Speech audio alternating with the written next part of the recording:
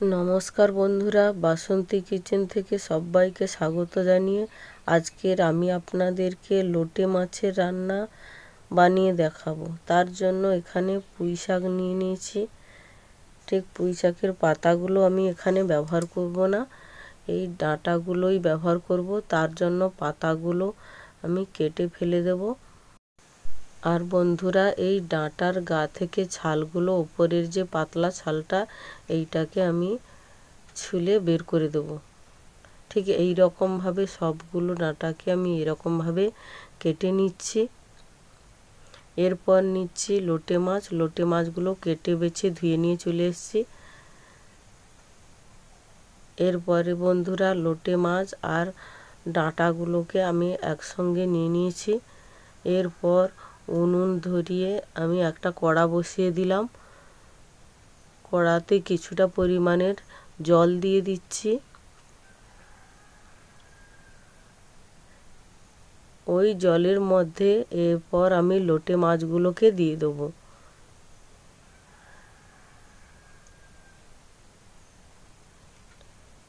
ঠিক বন্ধুরা, এই রকমভাবে লোটে মাছগুলো সিদ্ধ হতে থাকবে।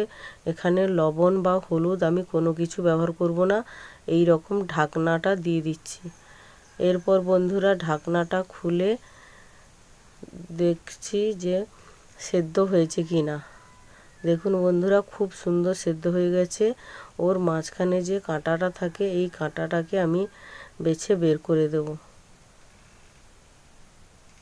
এরপর একটা পাত্র নিয়ে নিয়েছি। পাত্রের মধ্যে সেই সেদ্ধ মাছটাকে আমি ঢেলে দিচ্ছি।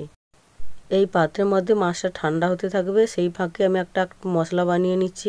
এখানে নিচ্ছি এলাচ, লবঙ্গ, দারুচিনি, গোটা লঙ্কা আর জিরে। তার জন্য বন্ধুরা, এই উনুনে একটা কড়া বসিয়ে দিলাম। তারপরে আমি একে একে মশলাগুলো দিয়ে দিলাম। এরপর শুকনো কড়ায় নাড়তে থাকবো। ঠিক ভাজাটা হয়ে গেছে। এরপর আমি সামান্য তেল দিয়ে দেব, দিয়ে আবারও ভাজবো। এরপর একটা পাত্রের মধ্যে নিয়ে নিচ্ছি। এরপর বন্ধুরা, কড়ার মধ্যে আবারও জল দিয়ে দিলাম, দিয়ে ডাঁটাগুলোকে আমি সেদ্ধ করে নেব। এর মধ্যে সামান্য পরিমাণে লবণ দিয়ে দিচ্ছি। এরপর এই ডাঁটাগুলোকে আমি ঢাকনা দিয়ে কিছু সময়ের জন্য রেখে দেব। সেই ফাঁকে আমি শিলে মশলাটা বেটে নেব।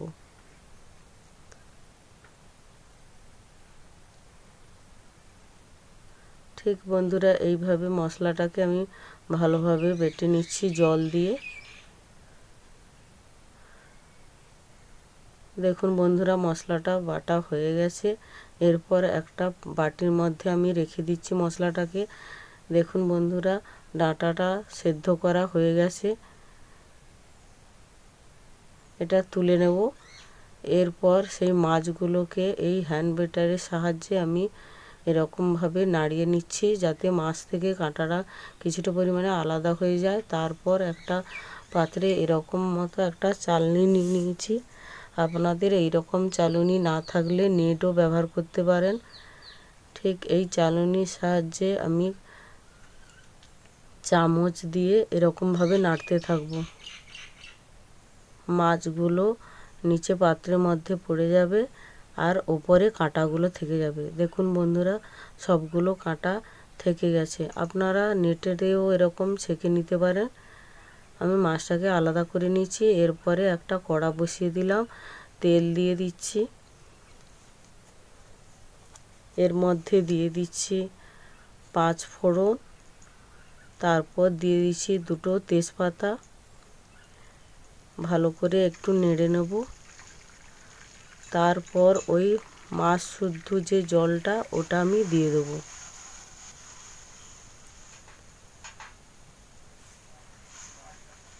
একটু এরকমভাবে নেড়ে নিচ্ছি। তারপর দিয়ে দিচ্ছি সেদ্ধ করা সেই পুঁই ডাঁটাগুলো। এরপর ধীরে ধীরে জ্বালনটা দিতে হবে। এটা 15 মিনিটের মতো ফুটতে থাকবে। এখানে আমি দিয়ে দিচ্ছি হলুদ,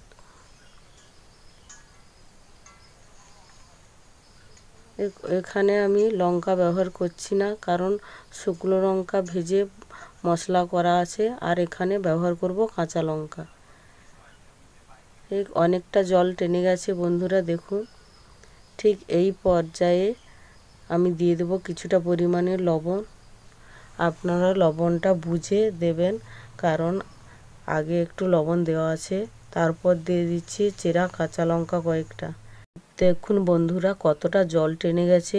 এই পর্যায়ে আমি যে মশলাটা করে রেখেছিলাম, ওই মশলাটা সামান্য জল দিয়ে ওটা আমি দিয়ে দিচ্ছি। আবারও নাড়তে থাকবো এই রকমভাবে। বন্ধুরা আমি ততক্ষণ অবধি নাড়তে থাকবো যতক্ষণ না কড়ার গা থেকে আলাদাভাবে বেরিয়ে যাচ্ছে। দেখুন বন্ধুরা কড়ার গা ছেড়ে কতটা আলাদা হয়ে গেছে। এরপর নামানোর জন্য এটা আমার রেডি হয়ে গেছে। এরপর একটা পাত্র নিয়ে নিয়েছি, পাত্রের মধ্যে আমি রেখে দিচ্ছি। দেখুন বন্ধুরা এটা গরম ভাতে খাওয়ার জন্য রেডি হয়ে গেছে।